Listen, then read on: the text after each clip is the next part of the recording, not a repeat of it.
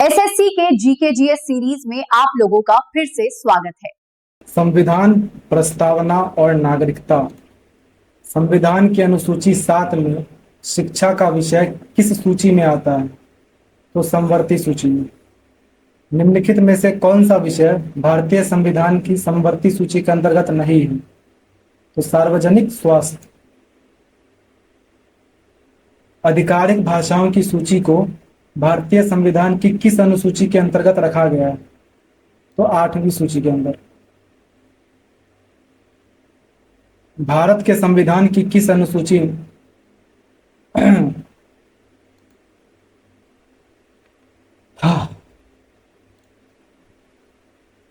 संविधान प्रस्तावना और नागरिकता।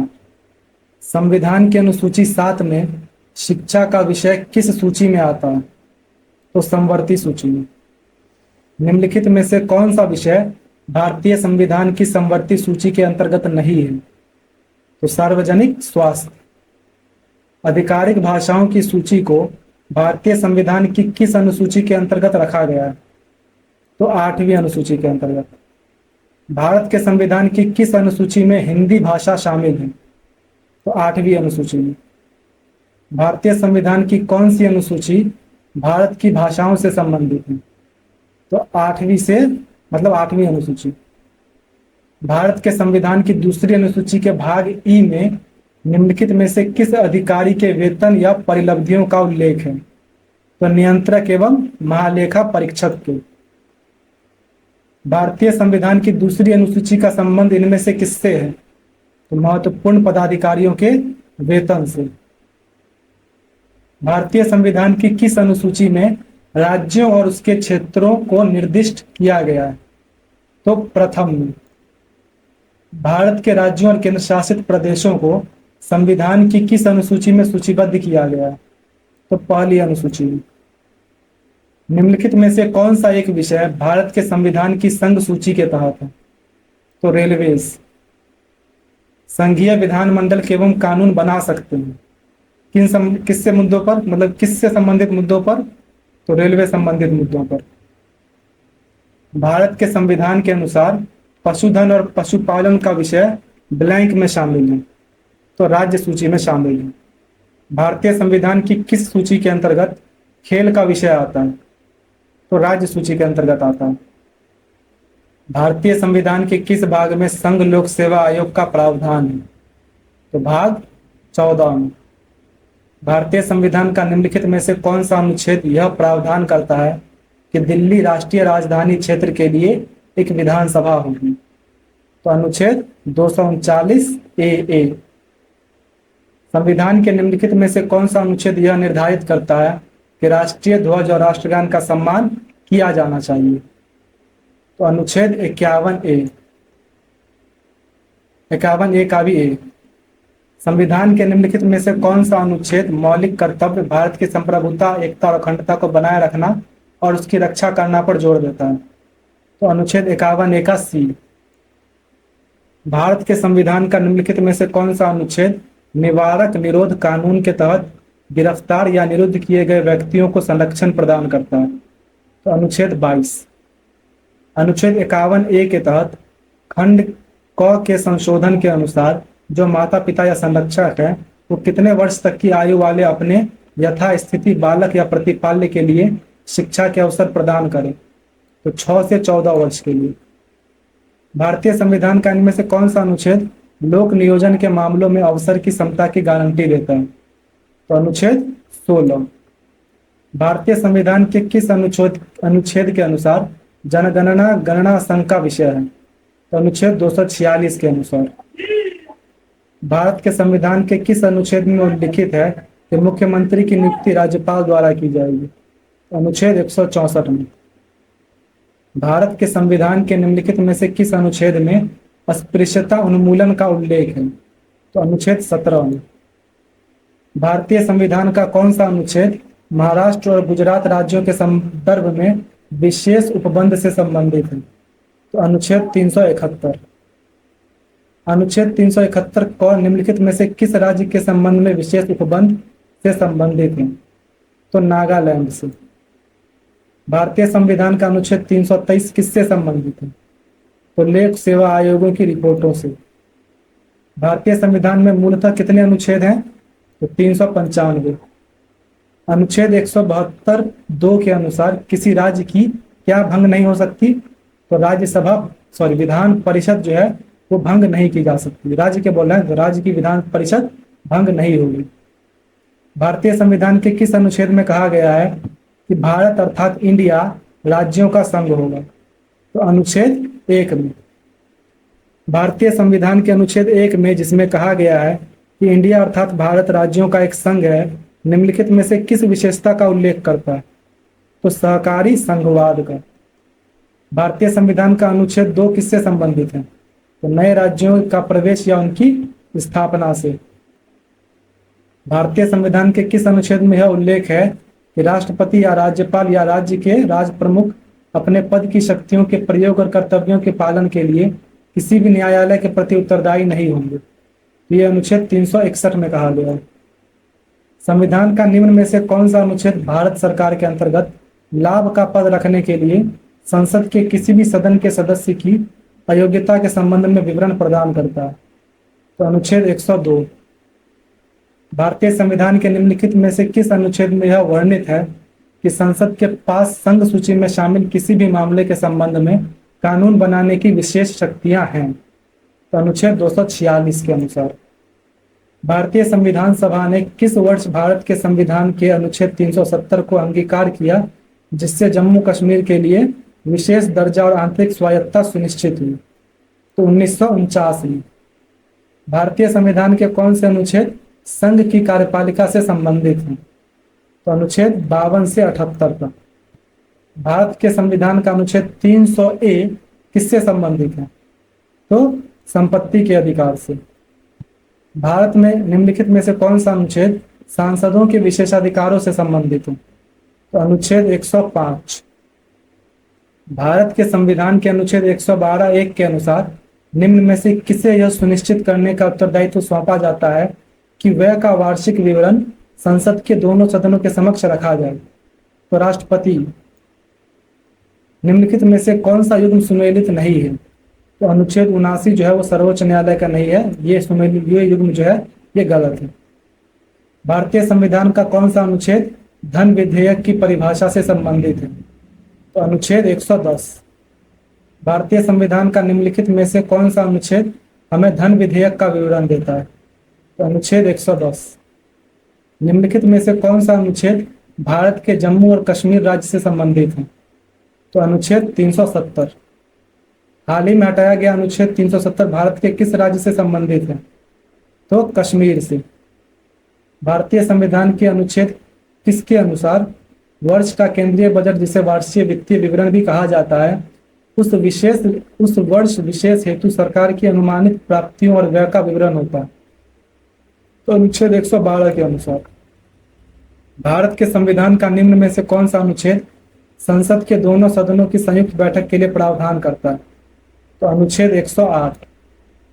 भारत के संविधान का कौन सा अनुच्छेद अनुसूचित क्षेत्रों और अनुसूचित जनजातियों के प्रशासन और नियंत्रण से संबंधित प्रावधानों का उल्लेख करता है? तो अनुच्छेद 244(1). भारत के संविधान के किस अनुच्छेद में लोकसभा में अनुसूचित जाति और अनुसूचित जनजाति के लिए सीटों के आरक्षण का वर्णन है? तो अनुच्छेद 330 में। अनुसूचित जाति और अनुसूचित जनजाति के लिए निम्न सदन में सीटों के आरक्षण का प्रावधान किस अनुच्छेद के अंतर्गत किया गया? तो अनुच्छेद 330। भारतीय संविधान में निम्नलिखित में से किस शब्द का उल्लेख नहीं है? तो संघवाद का उल्लेख नहीं है, बाकी तीनों का है। ये बोला गया है कि भारत इंडिया या भारत राज्यों का संघ है, लेकिन संघवाद का उल्लेख नहीं है। भारतीय संविधान की प्रस्तावना में क्या जो है व्यक्ति की गरिमा को सुनिश्चित करता है? तो बंधुता जो है वो व्यक्ति की गरिमा को सुनिश्चित करता है। संविधान सभा में उद्देशिका को निम्न में से किसने प्रस्तुत किया था? तो जवाहरलाल नेहरू ने। भारतीय संविधान की प्रस्तावना में निम्नलिखित में से किन महान आदर्शों का उल्लेख है? तो न्याय, स्वतंत्रता, समानता और बंधुत्व। निम्नलिखित में से कौन सा शब्द भारत के संविधान की प्रस्तावना में गणराज्य शब्द से पहले नहीं आता है? क्या बोलता है? हम भारत के लोग भारत को एक संपूर्ण प्रभुत्व संपन्न समाजवादी लोकतांत्रिक सम अरे भाई सॉरी, मैं भी थोड़ा भूल रहा हूँ। लेकिन इसमें जो है समाजवादी लोकतांत्रिक संप्रभु जो है वो एक साथ आता है, उसके बाद गणतंत्रात्मक राज्य आता है। तो गणतंत्र से पहले ये तीनों आते हैं, लेकिन संघीय जो है वो नहीं आता है। भारतीय संविधान की प्रस्तावना के संबंध में निम्नलिखित में से कौन सा कथन सही है? तो यह प्राप्त किए जाने वाले उद्देश्यों को इंगित करता है। निम्नलिखित में से कौन सा शब्द भारत के संविधान की प्रस्तावना में उल्लिखित नहीं है? तो समतावाद जो है वो उल्लेख नहीं किया गया। भारतीय संविधान की प्रस्तावना में उल्लिखित न्याय को किस रूप में स्वीकारा गया है? तो सभी विकल्प सही है, राजनीतिक न्याय, आर्थिक न्याय और सामाजिक न्याय। भारतीय संविधान की प्रस्तावना में 3 प्रकार के न्याय का उल्लेख है, इनमें से कौन सा उसमें शामिल नहीं है? तो सांस्कृतिक न्याय जो है वो शामिल नहीं है। भारत में नागरिकता अधिनियम किस वर्ष पारित हुआ? तो 1955 में। निम्नलिखित में से किसे भारत का सामान्य नागरिक माना जाएगा? भारत में विदेशी दूतावासों में काम कर रहे भारतीय या दुनिया के बाकी हिस्सों में भारत के राजदूत? तो ए और बी दोनों को। भारत के संविधान के निम्नलिखित भागों में से कौन सा भाग नागरिकता से संबंधित है? तो भाग 2। भारतीय संविधान के निम्नलिखित में से कौन से अनुच्छेद नागरिकता से संबंधित हैं? तो अनुच्छेद 5 से 11। भारतीय संविधान का कौन सा भाग नागरिकता से संबंधित है? तो भाग 2। भारतीय संसद ने कब नागरिकता संशोधन विधेयक पारित किया? तो 2019 में। भारतीय संविधान के किस अनुच्छेद में कहा गया है कि कोई भी व्यक्ति भारत का नागरिक नहीं होगा यदि उसने स्वेच्छा से किसी विदेशी राज्य की नागरिकता प्राप्त कर ली है? तो अनुच्छेद 9 में कहा गया है। भारतीय संविधान के किस अनुच्छेद में नागरिकता के अधिकारों की निरंतरता का उल्लेख है? तो अनुच्छेद 10 में। भारत के संविधान द्वारा किस प्रकार की नागरिकता प्रदान की जाती है? तो एकल नागरिकता। भारतीय संविधान के अनुच्छेद 32 और 226 के तहत कितने प्रकार की रिट जारी की जा सकती है? तो 5 प्रकार की। भारत के संविधान के अनुच्छेद 19 ने मूल रूप से कितने अधिकारों की गारंटी दी थी? तो 7 अधिकारों की। भारत के संविधान का कौन सा अनुच्छेद उच्च न्यायालय को रिट जारी करने का अधिकार देता है? तो अनुच्छेद 226। भारतीय संविधान का अनुच्छेद 23 से 24 निम्नलिखित में से किस मौलिक अधिकार से संबंधित है? तो शोषण के विरुद्ध अधिकार। ये देखो कितना बार रिपीट हुआ है। भारतीय संविधान के किस अनुच्छेद में शोषण के विरुद्ध मौलिक अधिकार का प्रावधान किया गया है? तो अनुच्छेद 23 से 24 में। देखा, सेम क्वेश्चन जो है सिर्फ लैंग्वेज बदल दिया गया है, बाकी इसमें भी इतना रिपीट हुआ है और इसमें भी, तो ये इंपॉर्टेंट है। भारत के संविधान के निम्नलिखित मौलिक अधिकारों में से कौन सा बलात् श्रम के निषेध पर जोर देता है? तो शोषण के विरुद्ध अधिकार। निम्नलिखित में से किस अनुच्छेद में मौलिक अधिकारों के साथ असंगत या उनका अल्पीकरण करने वाले कानूनों का उल्लेख किया गया है? तो अनुच्छेद 13 में। भारतीय संविधान के किस अनुच्छेद में यह उल्लेख है कि जो कानून किसी भी मौलिक अधिकार के साथ असंगत है या उनका अल्पीकरण करते हैं वे ऐसी असंगति की सीमा तक शून्य होंगे? तो अनुच्छेद 13 में। भारतीय संविधान का अनुच्छेद 26 निम्न में से किससे संबंधित है? तो धार्मिक कार्यों के प्रबंध की स्वतंत्रता। भारतीय संविधान के भाग 3 में मूल अधिकारों के कितने समूह शामिल हैं? तो 6। भारत के संविधान का निम्नलिखित में से कौन सा अनुच्छेद कहता है कि राज्य निधि से पूर्णतः पोषित किसी शिक्षण संस्थान में कोई भी धार्मिक शिक्षा नहीं दी जाएगी? तो अनुच्छेद 28 कहता है। निम्नलिखित में से कौन सा युग्म सही सुमेलित है? तो अनुच्छेद 19 जो है वो वाक स्वातंत्र संबंधी विशिष्ट अधिकारों का संरक्षण करता है, ये सही है। 28 जून 2021 को उच्चतम न्यायालय ने किस मामले में माना कि विकलांग व्यक्तियों को भारत के संविधान 1950 के अनुच्छेद 16(4) के तहत पदोन्नति में आरक्षण का अधिकार है? तो केरल राज्य बनाम लिसम्मा जोसेफ के केस में। जनता को राज्य के दमनकारी कार्यों से बचाने के लिए मौलिक अधिकारों की गारंटी दी गई न्यायिक निर्णय भारतीय संविधान के किस अनुच्छेद द्वारा प्रतिभाषित राज्य शब्द के दायरे का विस्तार करता है? तो अनुच्छेद 12 द्वारा। भारतीय संविधान का निम्नलिखित में से कौन सा अनुच्छेद स्वतंत्रता के अधिकार से संबंधित है? तो अनुच्छेद 19। भारतीय संविधान के किस अनुच्छेद के तहत भारतीय नागरिकों को 6 मौलिक अधिकारों के अधिकार की गारंटी प्रदान की गई? तो अनुच्छेद 19। संपूर्ण भारत के भूभाग में मुक्त रूप से आवागमन करने का अधिकार भारतीय संविधान के किस अनुच्छेद के अंतर्गत मौलिक अधिकार है? तो अनुच्छेद 19 के तहत। निम्नलिखित में से कौन सा विकल्प सही सुमेलित है? तो अनुच्छेद 19A कहता है कि बोलने और अभिव्यक्ति की स्वतंत्रता का अधिकार, ये एकदम सही है। निम्नलिखित में से कौन सा अधिकार भारतीय संविधान के अनुच्छेद 25 द्वारा गारंटीकृत है? तो धार्मिक स्वतंत्रता का अधिकार। मान लीजिए कि ए अपनी सहेलियों के साथ सिनेमा हॉल में फिल्म देखने गई है। उसे पता चलता है कि पास की सीट पर उसकी नौकरानी बैठी है जो फिल्म देख रही है। अब ए अपनी नौकरानी को सिनेमा हॉल से निकल जाने के लिए कहती है। उपरोक्त परिदृश्य में भारतीय संविधान का निम्न में से कौन सा अनुच्छेद नौकरानी को राहत प्रदान करता है? तो वो है अनुच्छेद 15। भारतीय संविधान में उल्लिखित मौलिक अधिकारों का उद्देश्य क्या है? तो राजनीतिक लोकतंत्र की स्थापना करना। सरकार भारतीय संविधान के किस अनुच्छेद के तहत श्रमिकों के लिए मानव गरिमा के अनुकूल जीवन को सुरक्षित करने के लिए अधिनियमित सामाजिक कल्याण और श्रम कानूनों का पालन सुनिश्चित करने के लिए बाध्य है? तो अनुच्छेद 21। भारतीय संविधान में उल्लिखित मौलिक अधिकारों के संबंध में कौन सा कथन असत्य है? तो आपातकाल के दौरान अनुच्छेद 20 और 21 को निलंबित किया जा सकता है। यह असत्य है। भारतीय संविधान का अनुच्छेद कौन सा संवैधानिक उपचारों के अधिकार से संबंधित है? तो 32 से 35। भारतीय संविधान का अनुच्छेद 32 किससे संबंधित है? तो संवैधानिक उपचार का अधिकार। शिक्षा के अधिकार को भारतीय संविधान में किस वर्ष में एक मौलिक अधिकार के रूप में जोड़ा गया था? तो 2002 में। भारत के संविधान द्वारा प्रदत्त मौलिक अधिकारों के अनुसार राज्य 6 से कितने वर्ष तक के सभी बच्चों को निःशुल्क और अनिवार्य शिक्षा प्रदान करने के लिए उत्तरदायी है? तो 6 से 14 वर्ष को। अनुच्छेद 32 को भारतीय संविधान का हृदय और आत्मा किसने कहा? तो B.R. अम्बेडकर ने। भारतीय संविधान का निम्न में से कौन सा अनुच्छेद शिक्षा के अधिकार से संबंधित है? तो 21A। भारतीय संविधान के किस अनुच्छेद में कहा गया है कि किसी भी व्यक्ति को एक ही अपराध के लिए एक बार से ज़्यादा सजा नहीं मिलेगी? तो अनुच्छेद 20 में कहा गया है। भारतीय संविधान के बारे में निम्न में से कौन सा कथन सत्य नहीं है? तो यह राज्य को धर्म के मामले में कानून बनाने से रोकता है, यह बात सत्य नहीं है।